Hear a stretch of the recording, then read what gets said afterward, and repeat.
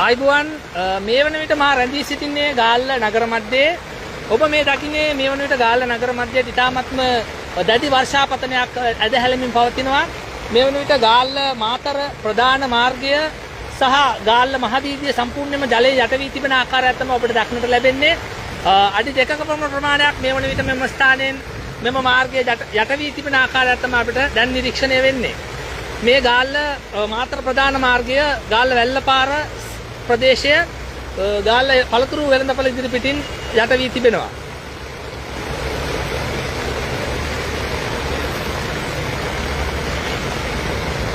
ඔබ මේ දකින්නේ ගාල්ල නගරයට අද සවස ඇදහැළමින් පවතින අධික වර්ෂාව හේතුවෙන් මේ වන විට නගරය යට වී තිබෙන ආකාරයක් තමයි දක්නට ලැබෙන්නේ.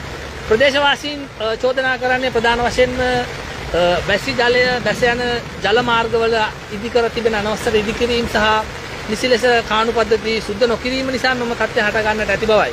මේ ඔබ දකින්නේ ගාල්ල පළතුරු වෙළඳ පොළයි. මෙම ස්ථානයත් අඩි 2ක් පමණ ප්‍රමාණයක් ජලය යට වී තිබෙනවා. තව සුළු ප්‍රමාණයක් ජලය වැඩි වුණොත් මෙම ස්ථානයත් යටවීමේ අවදානමක් පවතිනවා. මේ ඔබ දකින්නේ ගාල්ල නගර මැදයයි.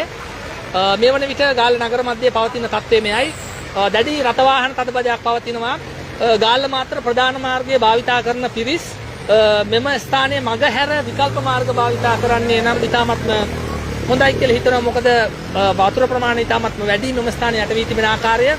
එම නිසා ඒ වගේම දැඩි රථ වාහන තදබදයකුත් පවතිනවා මෙම ස්ථානයේ. විකල්ප මාර්ග භාවිතා කිරීම සුදුසුයි කියන එක තමයි තියෙන්නේ. ඒ වගේම තවත් ගාල්ලේ ප්‍රදේශ කිහිපයක් ශනික ගංගා වතුර තත්ත්වයකට ලක් වී තිබෙන ආකාරයක් තමයි අපිට දක්නට ලැබෙන්නේ. ලයිව්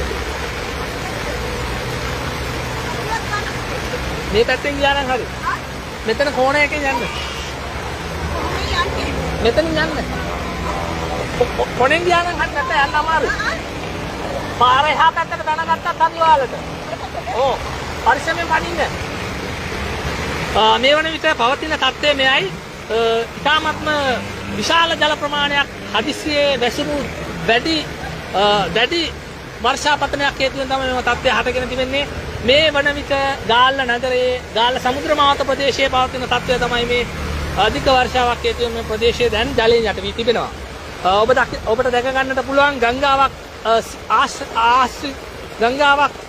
ආශ්‍රය සිරිගෙන තිබෙන ආකාරය තමයි අපිට දක්නට ලැබෙන්නේ. මේ ගාල්ල මාතර ප්‍රධාන මාර්ගයේ වැල්ලපාර පළතුරු වෙළඳ පොළ ඉදිරිපිටයි.